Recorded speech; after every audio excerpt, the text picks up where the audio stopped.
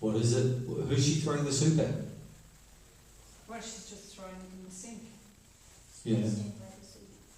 Yeah. But why is she doing it? Because Dad criticized and said... Dad. Yeah. So what's she sad about? Dad criticising her. Yeah. And whatever that triggers for her as a kid when her dad criticised her. Do you get it? But notice the blankness initially of what's she worried about. But you have, and this is what you have to help her get to, but emotionally, not just intellectually. Yeah.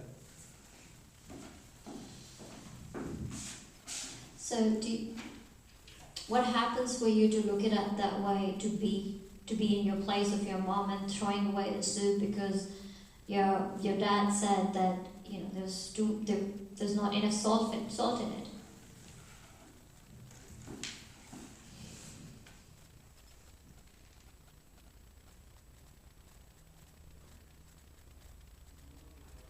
I think on a certain level there's a relief that she's finally doing something about it.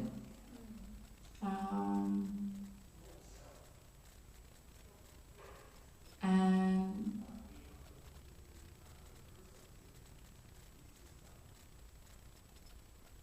yeah, it's like I remember as a child was, wishing Mum saying what she thought, what she wasn't happy about, because I could feel it and she didn't say anything. And now, in the present moment, where you are and you're angry and you're not saying anything, and looking back and wishing your mom would have said something, what happens for you? Well, I wish I wasn't like her. I wish I could say something, and express, when I see something, to say it rather than not say anything and let it build up. And if you come at your body here, do you become aware of anything as you say that you wish that you can say something?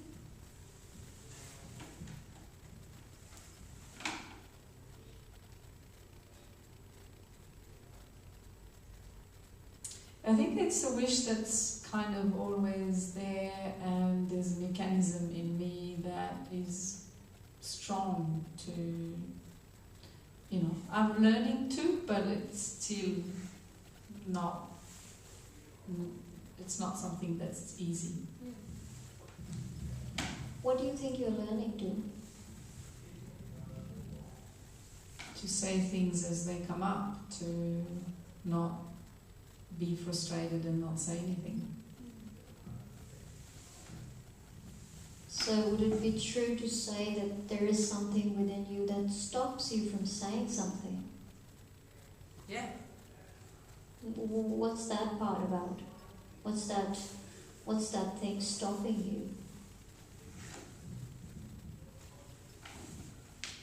I think that's this one. Okay, if I just pause you there, do you notice how when I asked you that, you instantly moved to anger yourself, identifying it, and at the same time you smiled, almost like chuckle, like half laugh. Yeah. Which does not align with what you say, probably that. So you're identifying it, yes, it could be anger, but your body is telling otherwise by that laugh. Yeah. What do you think the laugh is about?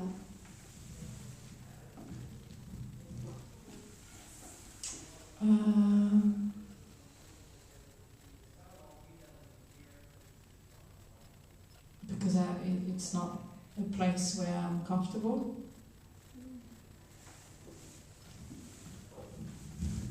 And what do you mean by when you say you're not comfortable? You're not comfortable with anger? You're not comfortable expressing anger? Or tell me more about what is anger for you? I'm not comfortable expressing things in the moment, so I will get frustrated, and then eventually I'll get really angry.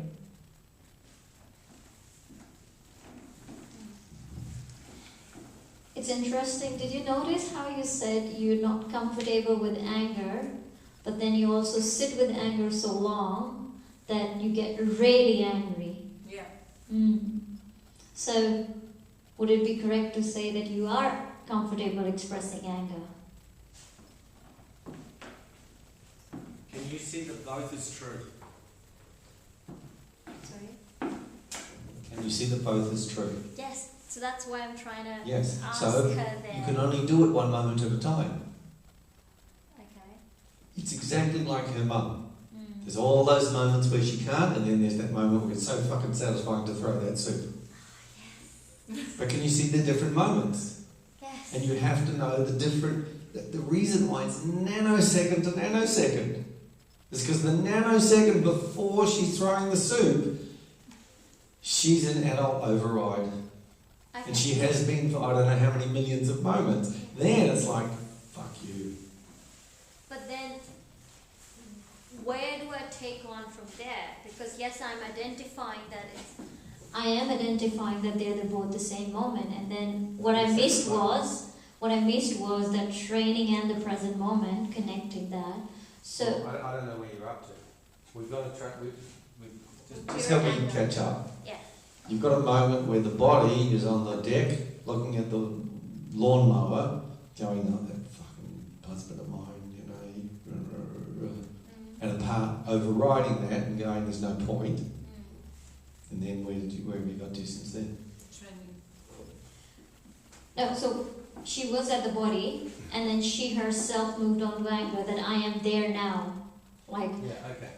So The reason is because you know that underneath adult override of adolescent, underneath all of the other three, 2, 3 and 4, is child.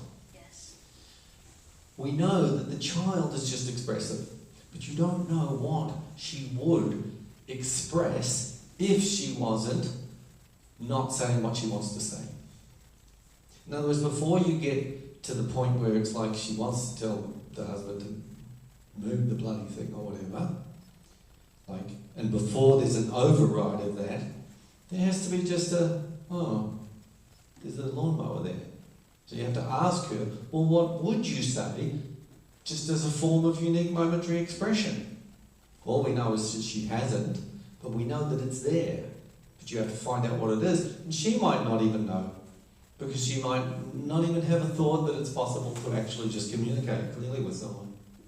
Because she might never, ever have been able to do that. Yes? But you need to follow the dots, because she doesn't know that there's a child mechanism under all of these, but you do. So you want to go to what would you have said before you got angry about it? Because you know that happens first. And the bit that you did around training proves it. But let's go back to basics with the first present moment disturbance that'll help you get to the training one and the child mechanism in the training one. Does that make sense? It does, but then how to get there? I'm feeling stuck. Ask her, Dominic, before you got angry about the lawnmower, like how many times have you seen the lawnmower? Every day. Every day. Can you hear that's a lot of moments in time? So you want to go to the first one. You can do this questioning, yeah? Go to the first moment she saw them and find out what's going on. This is a 63-year-old woman, and she's got a mouth. And she's laughing because there's a part of her that's 63 that understands what happened. How come in that first moment was there not an ability to go, oh, Bhakti, can you move the lawnmower?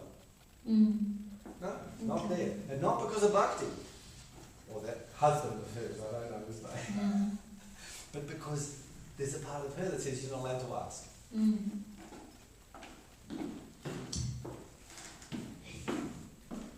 You're doing great. You are. So, if we go back back to that moment, and I would ask you to come here and dissociate it by a bit. Just before you saw the lawnmower, if there was anything you would have said, or you could say, what would that or is be?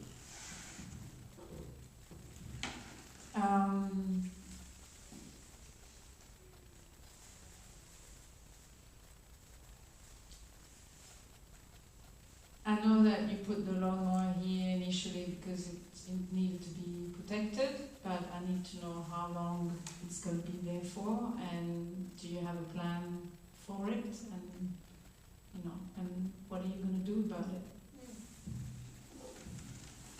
And what part was it that stopped you from saying that?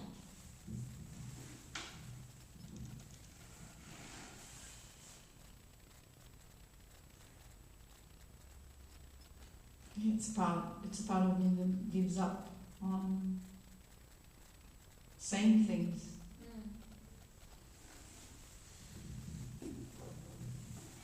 So is it giving up on saying things, or is it about giving up on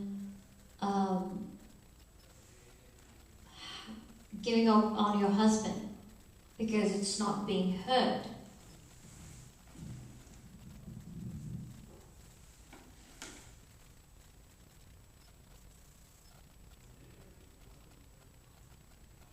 I think that there's a part of me that doesn't like confrontation, and that is scared of saying things from that point of view, doesn't know how he's going to react. Okay, so there's a flavor of fear there? Yeah. Would you like to come to that part? So what's that fear there? What's the fear about? What happens if he says anything, like when you communicate that?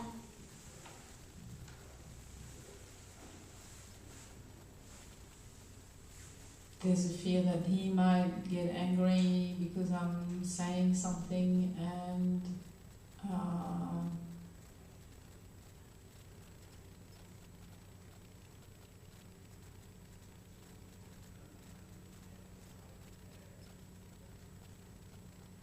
I think that it's like not wanting to be annoying or nagging or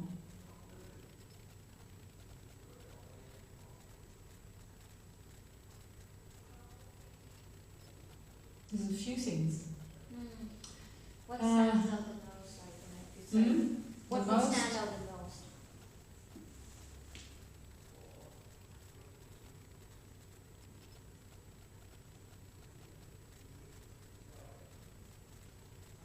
I think it's the fear of conflict and the fear that if he gets angry, I don't stand a chance, or I wouldn't get anywhere.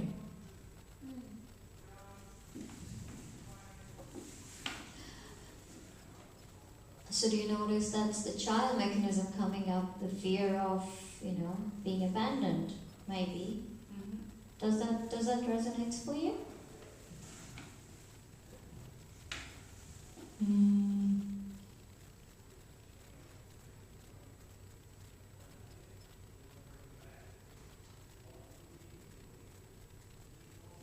It feels more like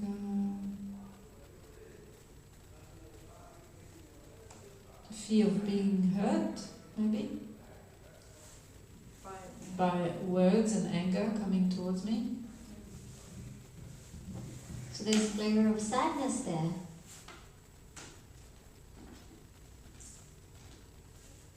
Yeah. So it's actually not. So under all this, there is basically sadness. Does that resonate for you?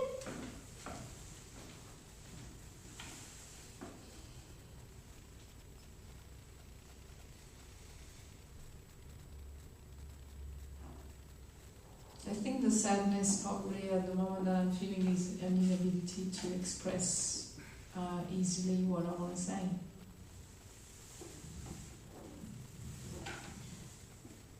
Yes, because there's a part of you, which is the child mechanism, is telling you that you might be, there's a fear of abandonment there if you express how are you feeling or you express your need. Does that resonate for you?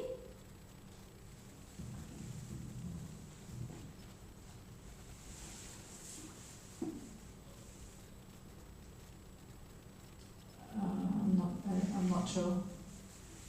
Big signal of dissociation. So what's happening for you now when I ask you that? When you say you're unsure, what's coming up for you? Just feel disconnected. What are you disconnected from? I don't know. It's like I go into I don't know space. If you're in the moment of the first time that you see the lawnmower, yes? Have you gone through what she wanted to say? What did she want to say? She wanted to know, she understands why the lawnmower is there, but she wants to know when would you move it, So how long it's there for. Yes. So she wants to say, go to expression. And this part wants to say, I'd like this gone by Wednesday. Yes? No, I don't have a clear day. Well, you want it gone by now. Then, I want to know. yes. There's Okay, a plan. so he says, it'll be gone in 2053. And now you're happy, is that right? No. No. So can you see, and this is to understand the level of disconnection and whatever, and this is very gendered. It's like women aren't allowed to have an opinion. Never mind to set and enforce a limit. Which is why she doesn't even think about, when do I want the lawnmower gone? It's all, well, I'm going to ask him. But can you see, if we could literally do a tendering process. Oh, so if it's not 2053, when is it? Eventually, she'll come up with when it is, a week, a month. But you have to, can you see, you have to go there. So, just for time, when do you want it gone by? Can it be there for a month? Can it be there for a year?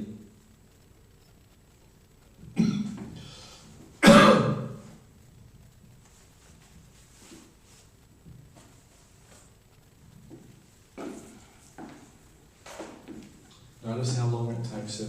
She's 63 years old. It's a lawnmower. But this is the level of dissociation. The level, how far away my own desire for anything and the ability to say it and ask for it. That's how far away it is. Not to mention all of the child parts that you haven't got to yet, whose job it is to make sure she doesn't ask for what she wants because she's afraid she's going to get abandoned or criticised. Try next week. Now you've got to work out why it is hard said, don't ask. And you said it's just the logic of if that wasn't said, which part's telling her that she's not allowed to? And this is so important. You're doing fabulously. Can you see that the reason this is so hard for you to help her find and for her to follow is because we're talking about, well, there is an expression that wants to be expressed. And that expression would have to be overridden. But what you're working with is, there's a part that says internally, you're not even allowed to think about what you want in relationship to the lawnmower. Which is why she's going, I don't know. there's a part telling her she's not allowed to know what she wants. Can you see that? You think you're working on a lawnmower. Can you see how much deeper this is? Yes. Which is why you're getting these really big signals. Fabulous work. Keep at it.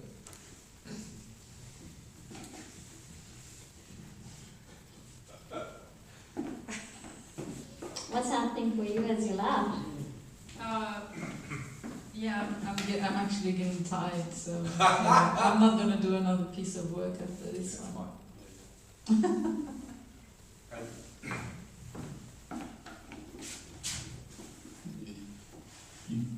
In any situation, you know, where a client's going, well, I'm tired, you want to really listen.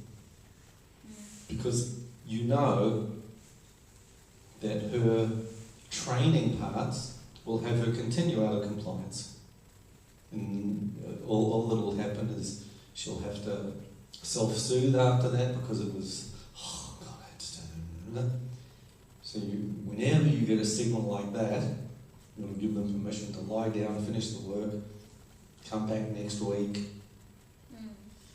Because you want to show in your relationship to them, you don't have to do anything. Because everything's been about what you have to do. In this case, you have to not even think that you have a desire, which is why it wasn't there. We had to mind it. That's why Alice Miller writes books called Thou Shalt Not Be Aware. Perfect example. Because it was essential as a kid to not be aware of stuff, to not have a desire. Because you know that she will have come with stuff as a kid. You've got a kid. And she will have got trained. No, you know, it's better that you not know what you want. You definitely don't express it, which is exactly what happens on the deck. So just thank you for working.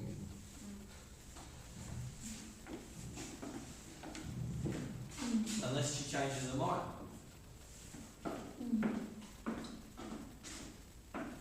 Yeah.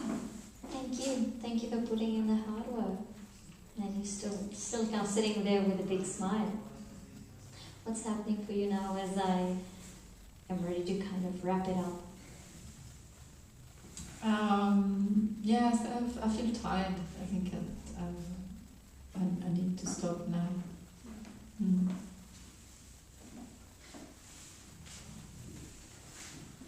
Well, thank you. Fabulous. Yes? I would have wanted her to come to I would have wanted her to offer to just the sensitive bit and offer her compassion. Yeah? Not when she's saying I'm tired.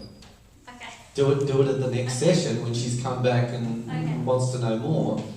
I cannot tell you enough that while you've got a mindset that's to do with this workshop and getting a particular result and whatever, that she gets to understand that the level of override that is happening inside herself is so extreme that there isn't even the internal override of what she would want to say.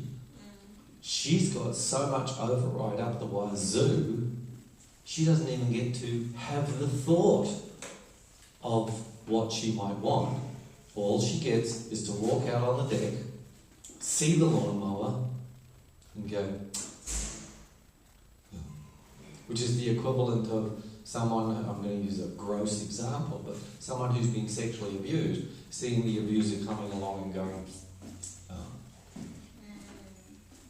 I'm using an extreme example to get you to give you an idea of how so much has been trained that there isn't even, I don't want this to happen. Yes. That's a question. So, from a supervision perspective, I feel like I opened up something with a client. Yes, they're tired, and with saying that I wanted to offer the sensitive bit was to wrap up the session. Yes, for you. No, but You want to wrap up the session. You want it nicely in a bow and in a box. And no, but that's what I'm saying. It's for the client. It's okay. I am okay to leave it like that. But Doesn't sound like it. okay. can you hear that there's a part of it that's going, but I bought you chocolates. You know? No. I can't say Okay, I'm going to enough stick to the question. how following, particularly when you notice the client giving you a signal of, can you just shut the door?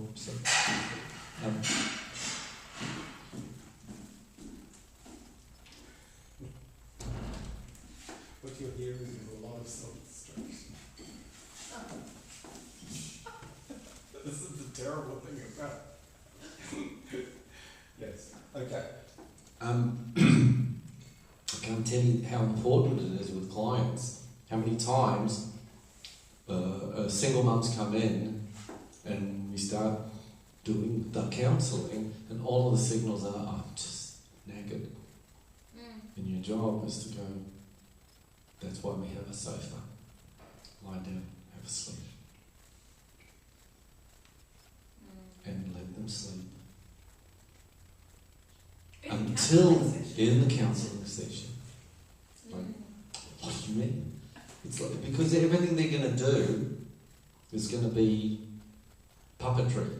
It's going to be, well, I've got counselling, I'm paying for it, so I better do it. But it's all overriding what's going on, which is I'm just buggered. I'm really tired. And if you don't help model sensitivity, then you're just buying in and playing into their own sense of internal override. We're here, you're paying me money, I have to give you what you asked for. Which would be the equivalent of them coming in and fainting and you going, but I want to finish the process!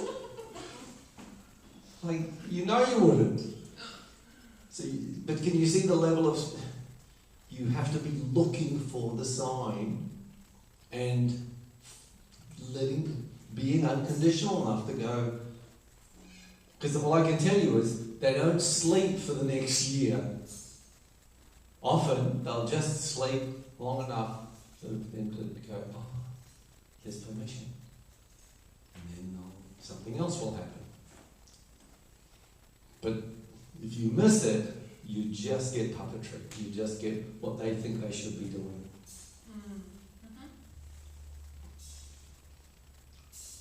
Okay? I know it's hard. But then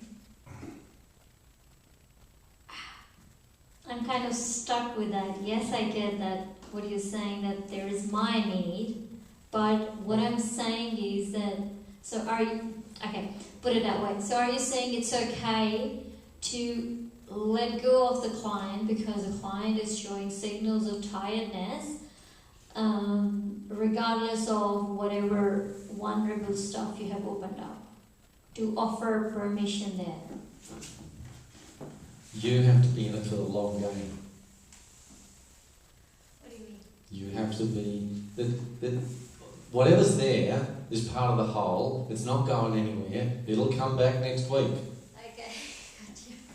When you knew, you kind of go, oh, but we might forget. Oh, no. No, it's in there. It'll recycle. Because it's like saying... Oh, well, last week you came in and I couldn't see your right hand, which means maybe it's disappeared. Oh no, I didn't see it all last week. Maybe it's gone. Now, no one in this room's going, yeah, maybe the right hand's gone. You're just going, no, it's just fucking hidden.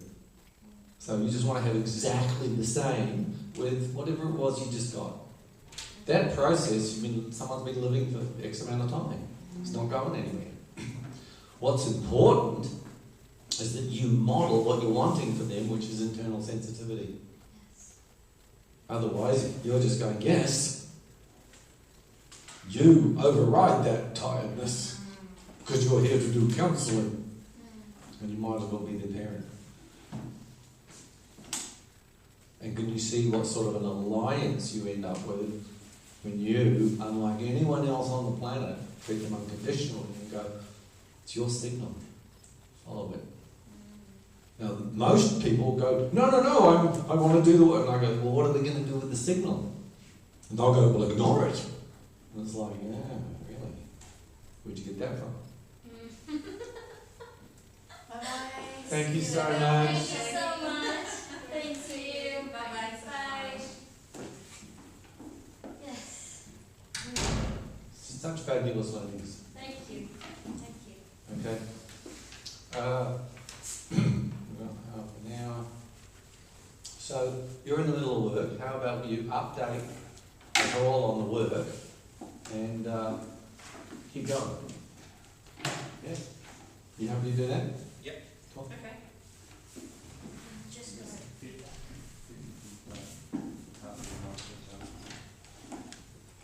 Okay, so just do a rundown of where we're at.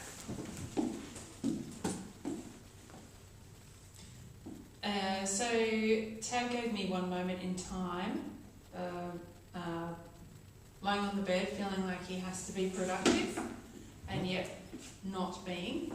So there's a lot of shoulding in what the words that he was giving me.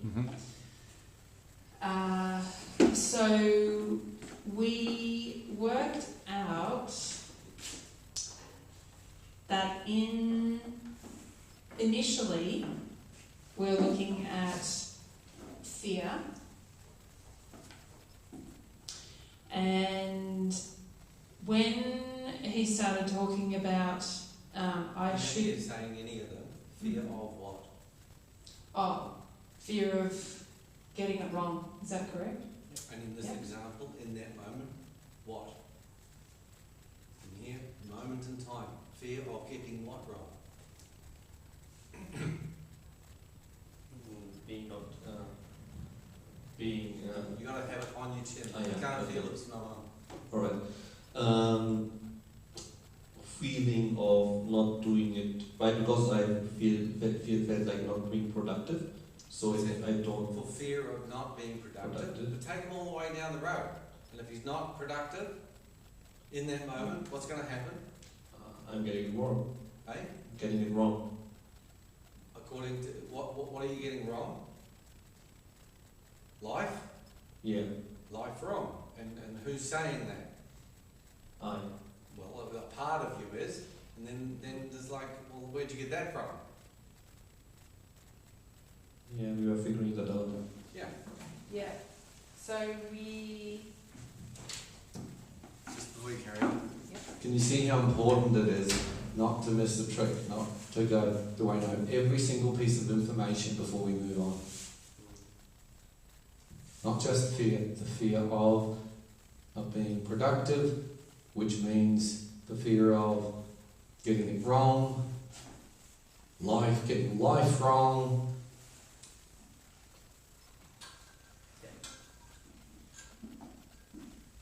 Which means, and this is the thing that you want to have bedrocked, is there's always unique momentary expression. Does Tab get to just express himself uniquely, or is what happening a part going, we're not interested in what you want to do. Whatever you do has to be productive. Of course, the interesting thing, he's lying on the bed, doing what? Being unproductive. Nothing. And can you see, well, eventually, you know, you can hear there's a part going, fuck you, I'm not going to do it. And watch me. No, don't have to. Not doing it. But can you see it's internal now? Before it will have been trained, let's find out the training. Yep. Because the part saying you have to be productive, he wasn't born with. Very good. Okay, so initially we were sitting with because Tab told me a little bit about his training that his parents kind of let him do, make his own decisions. He's the firstborn child. Okay. So we're looking at the... Can you hear? Can you hear that's the opposite of what Yes, the present exactly. moment is? Yep. So, and of course this is dissociative mechanisms, you know, people will tell you how fabulous their parents were and it's not that it wasn't true. It's just it's completely irrelevant to this example because you're looking at what's the moment in training perspective Yes. where he wants to play tiddlywinks and mummy and daddy are going, no, you have to be productive. Can you see how precise the Google search you're asking him for, even though there are parents going, no, don't ask me that, they were really lovely. Which I'm sure they were 99% of the time. Which percentage are you interested in? The 1%. Bingo. So Tab, does that match? Can you kind of describe it from there? Can you get some kind of... I understand the mismatch there. I understand the mismatch there, saying you shouldn't, and here have your own decisions. I don't know where it comes from. Thinking about that. So get curious about, this is a guy, very intelligent, knows a lot about everything. Somehow to do with himself. You're walking along, and you've got all this information, and then all of a sudden, nothing. You want to get curious about why might there be parts who don't want you to know about what we kind of know must be there because it's followed him to now, which is when he's wanting to do something and mum or dad or teachers or preachers are going, no, don't do that, you be productive. And of course, there's going to be parts going, yeah, but we didn't like how that felt. So we'll take those files and we'll hide them as far away from you as we can. Which is why it's a very useful signal. But would you like to know everything there is to know about you, or would you like there to be big gaps? I would like to know everything. I would like to know everything. Now we have curiosity. Okay.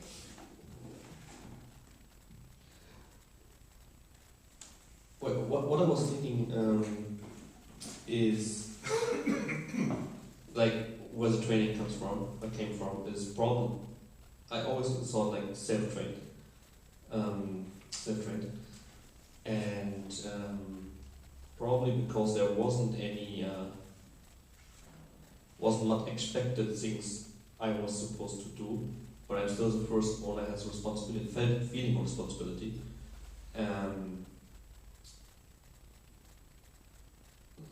Probably comes from there. That there's things I should do or shouldn't do. It's perfect role model for me. Okay. I felt Yeah. like I had to be responsible from the big end of the funnel to the little end. The one moment Yeah. in time where he wants, as a kid, to not necessarily be responsible and then going, well, you're the firstborn and you're meant to. Mm-hmm. He's just So- giving you the chapter. Yeah. You get him into the words of the chapter. Yeah. So bringing it down the funnel, as it were. Can you think of a time in your childhood where you felt you had to be responsible, but you didn't want to be? Not necessarily looking at the earliest one, but there might be one that just pops into your mind.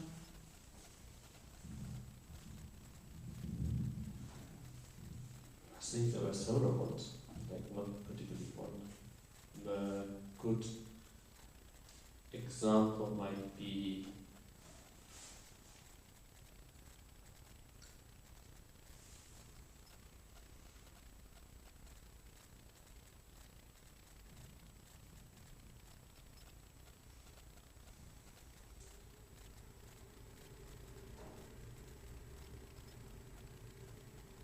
it's hard to think of.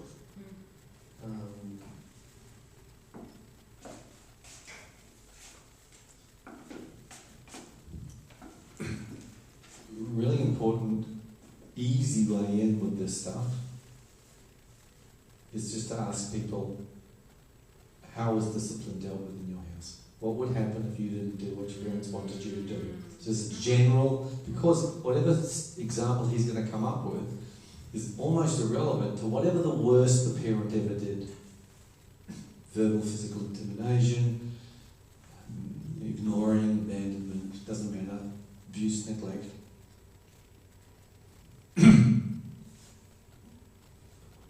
So, how was discipline dealt with in your household? We never had like the perfect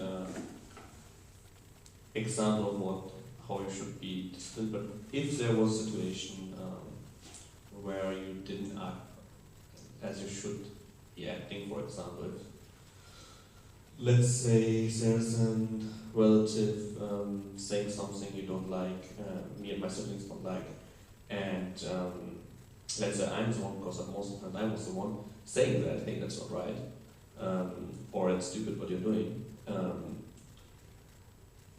This comes really like, it's not respectful, but it feels like I think it's also a little bit about the cultural background. You know that you, according to their perspective, did something wrong, and then you didn't like what my uncles or parents probably would do is stop talking to you, and probably prevented that because it didn't feel right. I'm not doing that, so that's something you shouldn't be doing probably. Yeah. So, Can you hear that it's an absence, it's a neglect? They're not saying, you asshole, you idiot. They're not smacking you. So I'm assuming that, in your household, there wasn't shouting, there wasn't physical smacking, there was what you're describing, which is they would just ignore you. yeah. Is that right? Or Okay. you would put that in on yourself. You would put Well, that no, in but yourself. you're saying you would put this in the same way that he goes, I made myself and I'm, self-made and blah, blah, blah. You have to ask the question, how did it get there? He didn't make anything up. I want you to imagine him as a one of your babies that isn't making anything up yet. Yeah? So, your job now is to help him get to where the training is. If you don't do what we want you to do, we will abandon you. I'm using the extreme, he's using, we'll ignore you.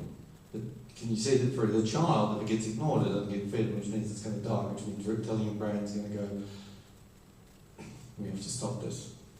So just follow into that. a great example, because most of the time it's overt, and this is covert. Most of the time it's visible, shouting, smacking. This is very implied, which is why he's going to struggle to find it. It's a neglect. Okay. You get it? It's Yeah, a so where non-thing. the boundaries weren't put in, there was nothing there. Not nothing. The neglect or There's the, something. yeah. The something is we're going to ignore you as a way to get you to comply. This relates a little to like the fear of not getting it right, protecting actually the sadness of being neglected. Yeah. When I said like, when you asked me what I wanted to do, like not feeling responsible, like having fear of not being a fit, like not fitting in, that could be connection there.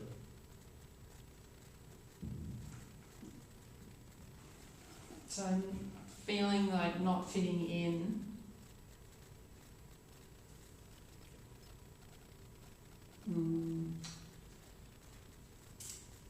It's another way of saying being abandoned, I guess. You're not fitting, you're wrong, you're not right. Just say that. I think, correct me if I'm wrong, being You can't be wrong, it's about you.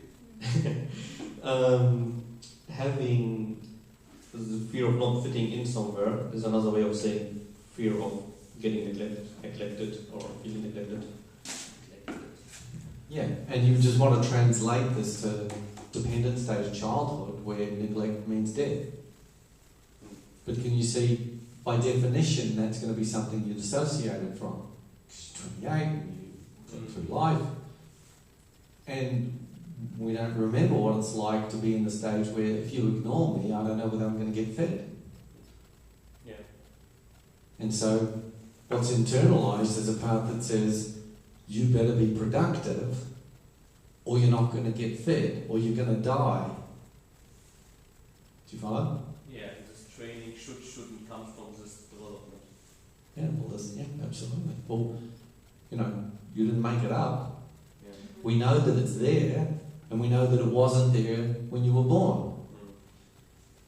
Which means it's x plus what equals z, and it's always y. Yes? Okay, so this part has come up with the most effective way it can of survival. Remember? So this part of you, you know, this should that you have to be productive, is a very effective way of helping you to survive. So as a child, so the child mechanism is a perfect piece, yeah, to help you to survive, because it seems catastrophic otherwise to the child. Yep.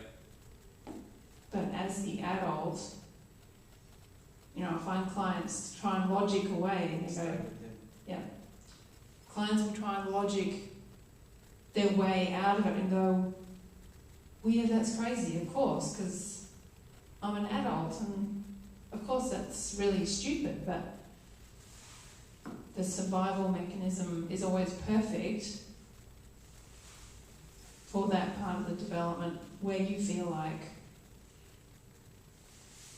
you're going to be left behind or neglected. Yeah. Is that kind of making more sense for you? Yeah, it does. Yeah. Definitely more when we had to struggle to find out where the training came from and so on. It's like this feels much more accurate.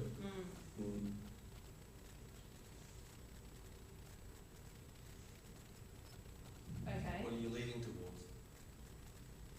So I want to help to feel into the sadness of that. Why the sadness first?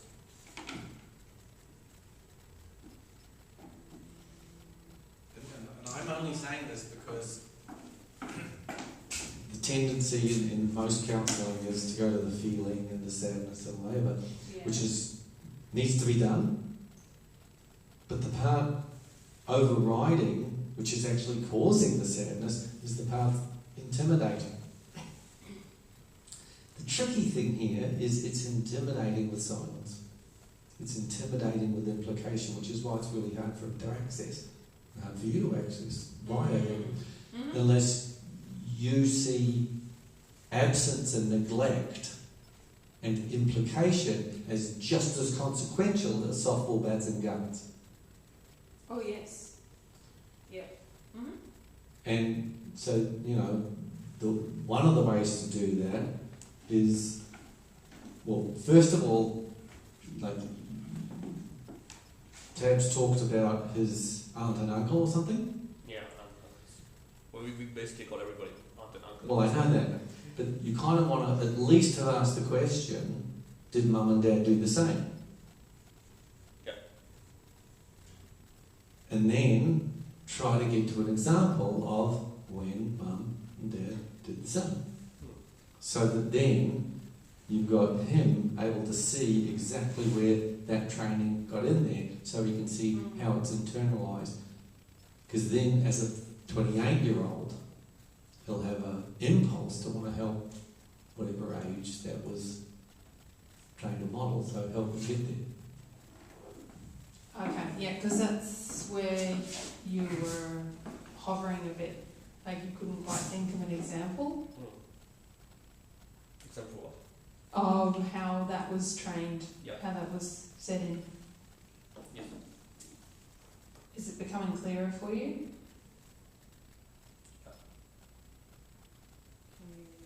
ask him for an example. Have you got any examples?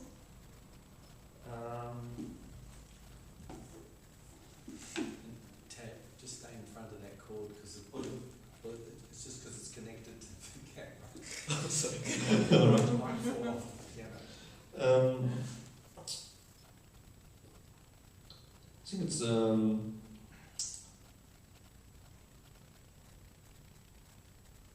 and not direct training like somebody teaches you or something, but it's like a consequence where your behavior comes from. So if you have a situation, for example, when let's say I get something wrong, what could that be?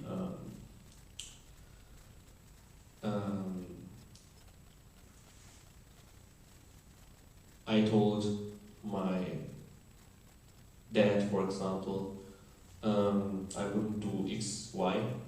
To what age, sorry? About what age? Could be any age until, I think, say 12, 10, 8, let's say 10. Mm-hmm. I wouldn't Take do. him to the body now, so that he really sees okay. what's going on in that singular moment, even though he thinks he's talking generally. Yep. Yeah. Mm-hmm. Um, Okay, so as the 10. Well, can you see? It wasn't 12 and it wasn't 9. He went, yeah, 10. Now it's irrelevant which one it is. Mm. It's the cog clicks Yep. in him, and he Okay. goes, no, a 10. And he's going to give you something that for him is just this vague memory, but he's getting closer as he goes into relationship with it. So get him into where at 10, what room, with who, about what, Mm-hmm. even if it's only his best guesses. They're the best guesses in his universe. Yep. well, that's a cool way to say it. It's just true. Yeah, let's take 10 years old. Told my dad I wouldn't So where were you? in my room. Yep. In the where my sister and my brother maybe shared a room, and so it was our tree's room. And I told him I wouldn't play football in the room. He's expressing himself, so take him to express it. Front of the card. He's not crying. Front of the Front card. of the car. Oh yeah, like here. Facing this way. Facing that way. Front of the card. Take one step forward. Step forward. Okay. That's it. Because you're going to go back and have a look at this kid Okay. who's expressing himself. What's he saying? The first word was like, okay, we'll not do it again. I'm getting like, you're not supposed to do this, blah blah blah. And then doing it again because I hadn't forgotten it. Playing with the football. Yeah, Yep. with my brother. And then, let's say dad comes in, or mom comes in, and you know both know you're not supposed to do that. And you realize, and like, okay, and then you just don't say anything, but you don't know when you did something wrong. How? Yeah. How could you tell? How could you tell that Facial you done? expression. Facial expression. That's it. Yeah. Now, go to the training. And help him know what that facial expression was, Mhm. because that facial expression is the softball bat and the machine Yeah. gun. Yep. Yep. Because it's enough to paralyse a 10-year-old. So the facial expression is enough. Yeah. To give you the fear. Well, to give you the feeling that you did something wrong. Facial expression is enough to know that you did something wrong. Yeah. And so facial expression and tone of voice are, it could be the same thing as physical violence, it has the same impact. Let's just use the word intimidation. Okay. Can you see that the face frightens the 10-year-old into compliance? Into submission, yeah. Is that really clear? So the reason we use the word intimidation is because it's neutral. Mm-hmm. It doesn't matter whether it's the machine gun or the look. The result is the same because the child's frightened of it. Yeah. Now we know that later on there's a part of him doing it internally, using facial expression, internal implication. You know, you you better do this. You can see it's irrelevant whether they shouted or smacked or gave a look. Because for the 5-year-old or the 5-month-old, the look is enough to go, fuck, what if they don't feed me? It doesn't look good here. So more about the result, what happened instead of Well, can you see that it's intimidation? Yeah. It doesn't matter whether it could be a feather. Yeah. Can you see? But can you understand why, as a 28-year-old dissociating, you go, no, there's nothing here, nothing to see here, move along. Yes? Now help them get to what these parts look and sound like on the bed a couple of months ago. From that moment, get them to pick, pick between the mum and the dad. If they're equal, just pick one, doesn't matter. But you want to get to a specific so that he gets a sense of what the facial expression is, so that he can work with that internally. Okay, so we're going to work with the dad. All right. But also That's the help him example. be really clear. In the 10-year-old experience, kind of doesn't seem that life-threatening. It's a soccer, yeah? Yes? As a 28-year-old. No, as a 10-year-old with the soccer ball. You with me? Oh, that, Are we yeah, talking doing about that activity. a training moment that's the 10-year-old? Yeah. Yes? Mm-hmm. So, can you hear that it doesn't sound that much? Yeah, it's not that extreme. No, it's not like... Playing with the soccer ball in your room. But you have to help him go 0 to 10 in order for them be able to just look at him. Somewhere 0 to 10, that had to have been really extreme in his experience of it. Okay, so tap. And I want to just add something here, just because it's a teaching point.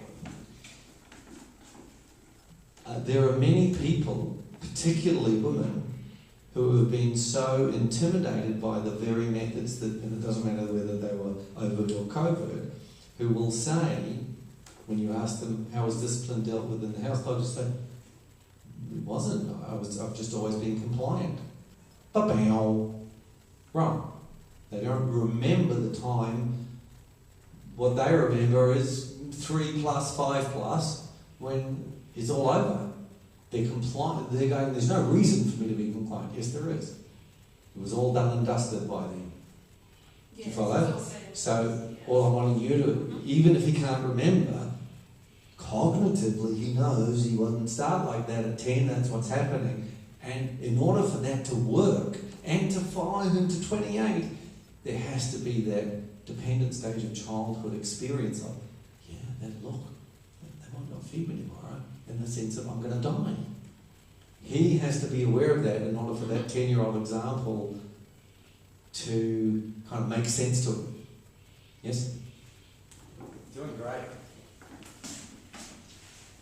Okay. So here you are, you're a 10-year-old in your room, and it kind of doesn't seem like a big deal throwing the soccer ball around, but your memory is that your father gave you a look which was intimidating enough for you to know that you had done something wrong. Okay, so if I get you to come over here. So this is on the fear card.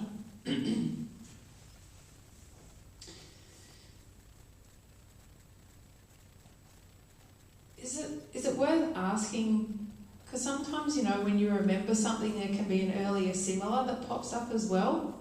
Yeah. Why not? You only say no. Is there any earlier memory?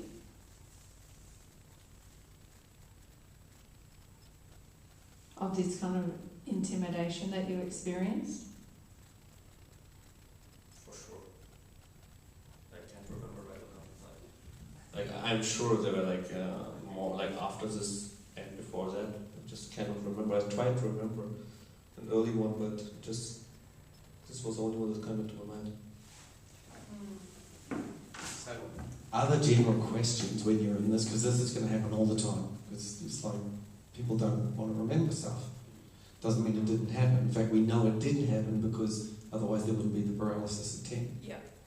However, things you can do is if they haven't got a sense of it being done to them, to just check everywhere in the family and the extended family to go,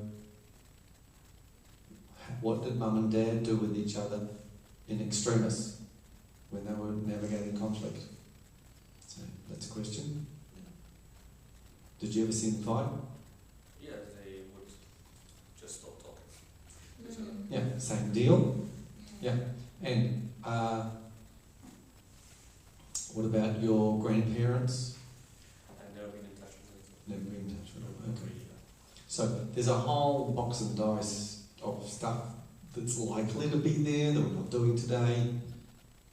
But it's enough to know that the only thing that happens is this: we don't overtly say stuff. So you know that there's this thing of you don't overtly say stuff. Yes? But it's very clear what's meant to happen. And I'm going to also assume that no one ever did any, you didn't shout at your siblings and they didn't shout at you, and it was all just... Well, we did. My brother and me especially, we shot at each other. Yes? But never to an extreme. Mm-hmm. Yeah. Well, we're not interested in extreme, we're only interested in was it there or was it not. Yeah. And after that, we didn't talk. Notice the laugh. Yeah. Well, who cracked the joke just then? What you talked about was we didn't talk. So can you see that there's going to be deep sadness behind that? He's kind of going, oh my God, what's going on? But you want to help him through when someone's laughing about something that you know, by definition, is something that's sad. Yes? Plus, he's just given you a gold mine, because these guys didn't start off shouting. I mean, one of the parents shouted, or both, but before they can remember. Probably when they were little kids and sleepless nights and extremist mum and dad's adolescent mechanism came out. And it was like they shouted. Now we don't know this and you don't have to remember it, but can you see that... no, I'm just going to do something with your hair. If that's alright?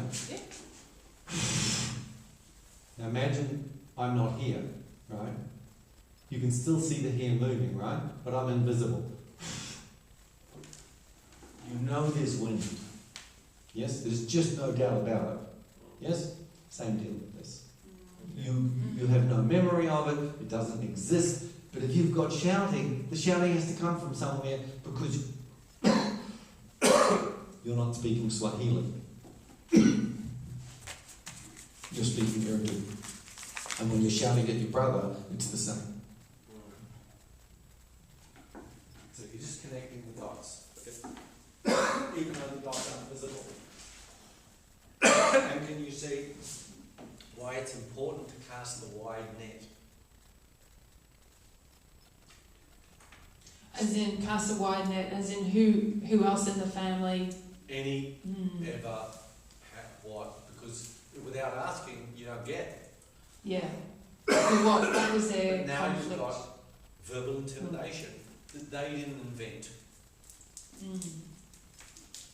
was just Okay. somewhere between 0 and when they were shouting at each other, mum and dad. What's the worst time for parents with young children? Yeah.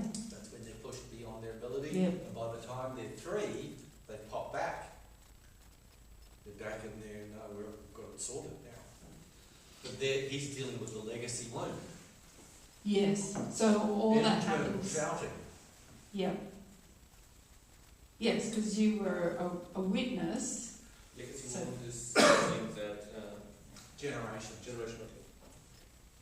Just asked what legacy wound means. It goes for generations. Or more than one generation.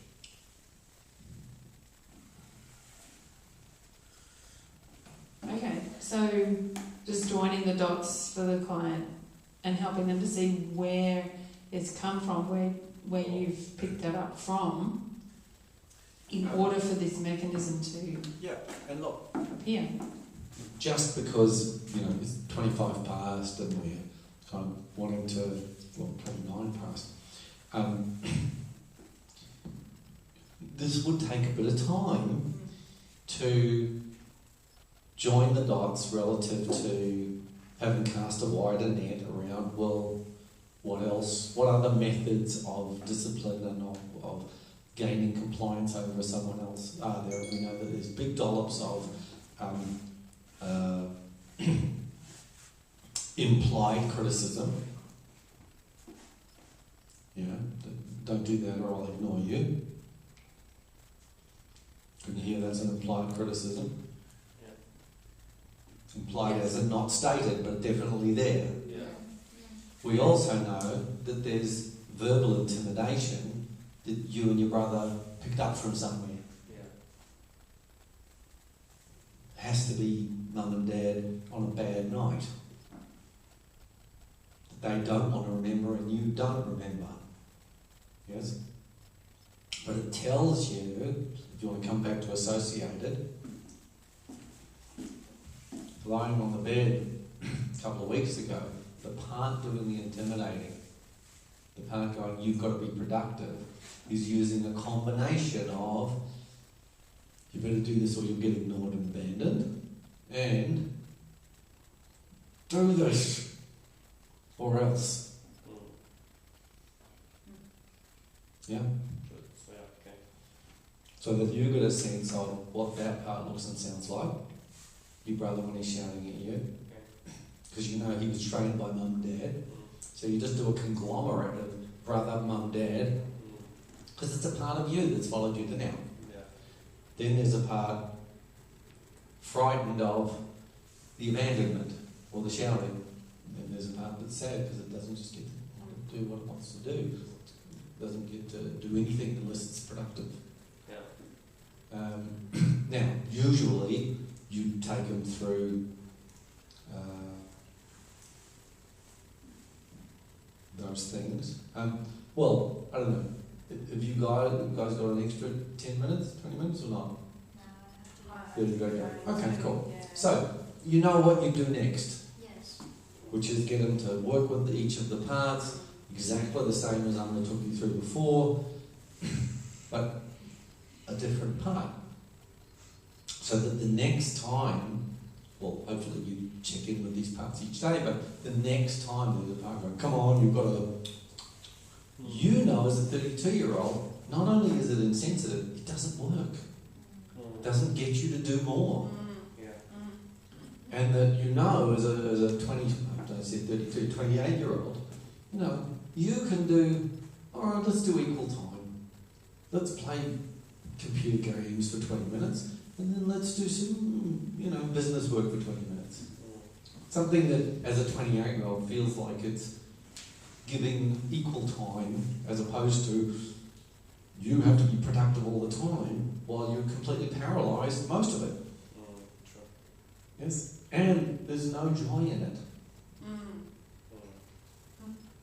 And of course eventually you help me to the place that, well, what's it all about? Like, do you want to be, you know, have a tombstone that says, he was very productive? Do you know what I mean? Okay, so well done. You all did very fabulously. Can you see it's not as straightforward as I make it sound? No, it's not. But can you see that when I'm working, you can get to the point where it's just so much easier to do, which will happen when you've done this a couple of 100 times. Yes. Yes.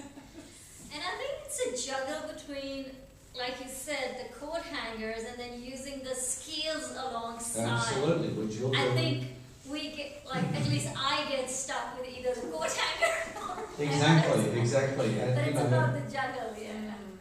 yeah, it's like you're in the car, right? And you're in first. And then you have to put the clutch in and the engine's not going, and then you go, okay, now we're going to go into second. And it might take you a long time to do that. Or you might be going to barrel, but you have a lot of stops on the way because you have these people you have to pick up because there's no point in getting to barrel unless all of the people who need to be there are there.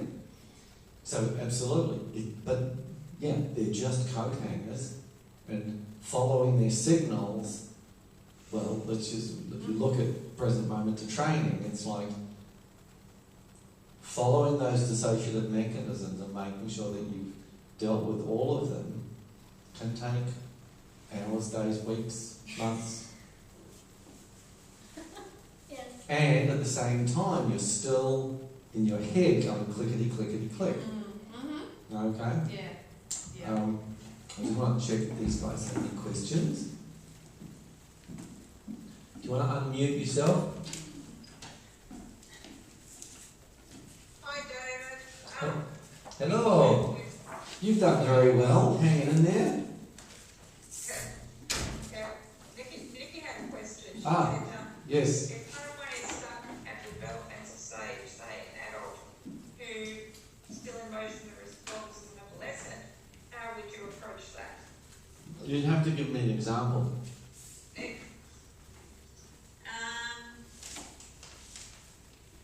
know.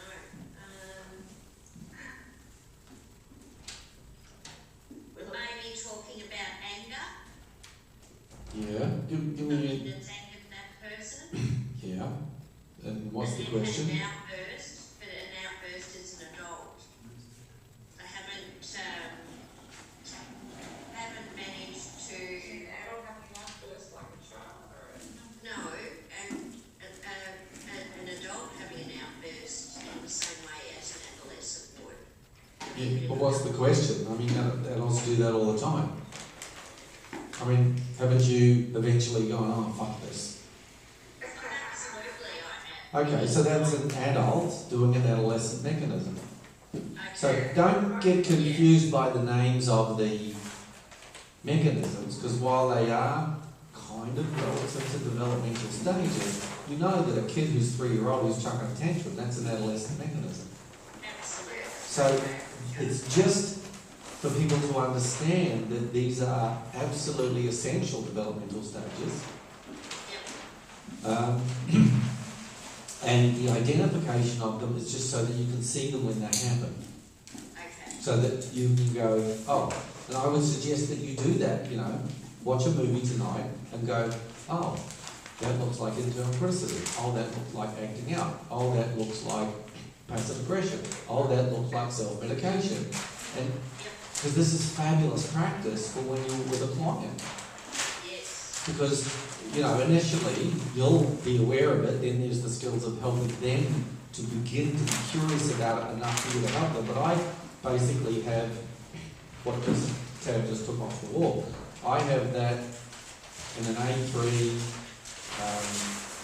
laminated on the wall so that whenever they're describing something, I can go, there it is.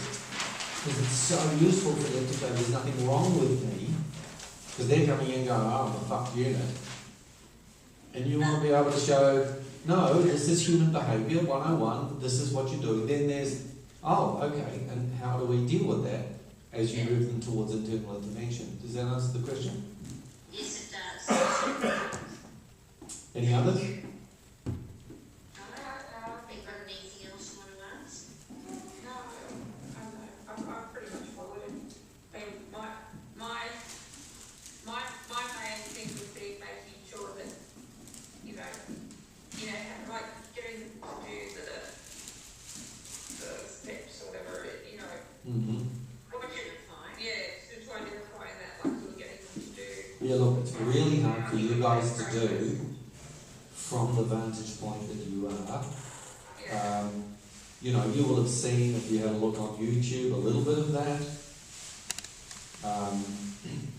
But it's going to be, you know, it's something that you kind of have to experience first.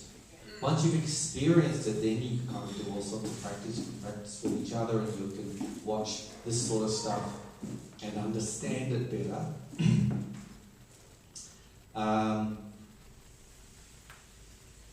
But yeah, some of the materials, like probably the master classes and the YouTubes on the different mechanisms, will give you a better insight, because this was, you know, very much giving practice, as opposed to giving you really clear outline of exactly. No, I mean, it was great. I mean, I think actually what your suggestion about watching people on TV.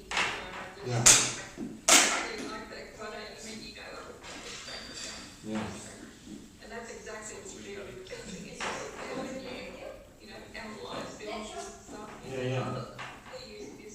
Yeah, so yeah, that's a really good idea. Cool. So, Excellent. Well, thanks for joining us. And you can email if you have other questions that come up later. thanks so much. Okay, and you know, if you want, just let me know. I can send you a recording of this. Okay, yes, that'd be great, thank you. Okay, no worries. Bye. Thank you. Recording stop.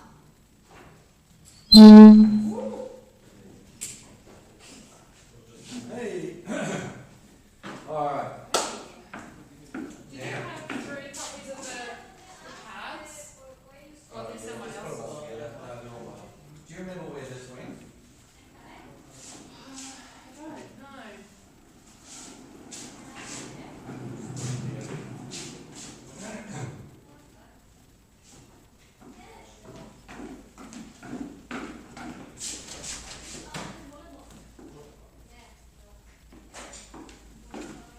All right. Turn this off. Hey.